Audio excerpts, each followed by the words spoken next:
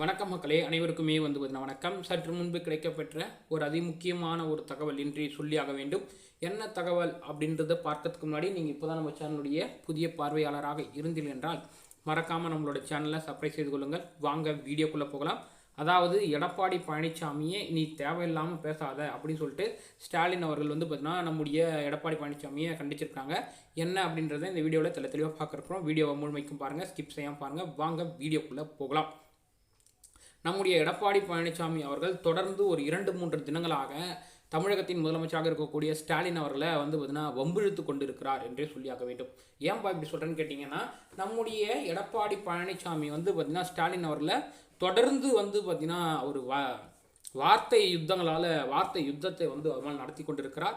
இதற்கான காரணம் என்னவென்று கேட்டால், தன்னுடைய மகன் அதாவது உதயநிதி ஸ்டாலின் பார்த்தீங்கன்னா மதுபான ஊழல் வழக்கில் சிக்கிவிட்டார். 1000 கோடிக்கு மேலான ஒரு முறைகேடு அப்படின்ற செய்தி உலா வந்து கொண்டிருக்கிறது. இதற்கு மூலாதாரமாக உதயநிதி செயல்பட்டார். அதனால தான் பார்த்தீங்கன்னா நம்முடைய ஸ்டாலின் அவர்கள் பார்த்தீங்கன்னா மத்திய ஆளக்கூடிய ஒன்றிய பாஜகவுடன் சமரச முயற்சியில் ஈடுபடுறாரு அப்படின்லாம் பார்த்தீங்கன்னா நம்முடைய எடப்பாடி பழனிசாமி பேசியதை நம்ம பார்க்க முடிந்தது.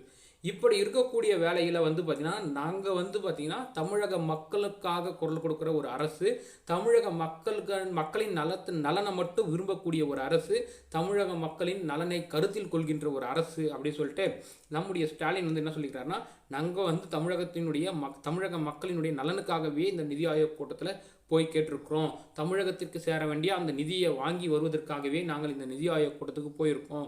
நாங்கள் இந்த மதுபான ஊழல் வழக்குக்கெல்லாம் போல, மதுபான ஊழல் சம்பந்தமான பதிவு செய்த வழக்குகள் அனைத்து இந்திய அண்ணா திராவிட முன்னேற்ற கழக தலைமையிலான அரசு ஆட்சியில் இருந்தபொழுது தான், திராவிட கழக ஆட்சியில் இருந்தபொழுது ஒரே ஒரு கேஸ் கூட பார்த்தீங்கன்னா அமலாக்கத்துறையாலோ ஈடியாலோ பதிவு செய்யப்படவில்லை.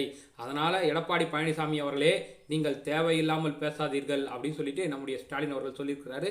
இதை பற்றி நீங்கள் என்ன நினைக்கிறீங்கன்றதை உங்களோட கமெண்ட்ஸ் வாயிலாக சொல்லுங்கள். மேலும் இது போன்ற அரசியல் சம்பந்தமான நிகழ்வுகளை உடனுக்குடன் தெரிந்து கொள்ள மறக்காமல் நம்மளுடைய சேனலை சப்ஸ்கிரைப் செய்து கொள்ளுங்கள். நன்றி, வணக்கம்.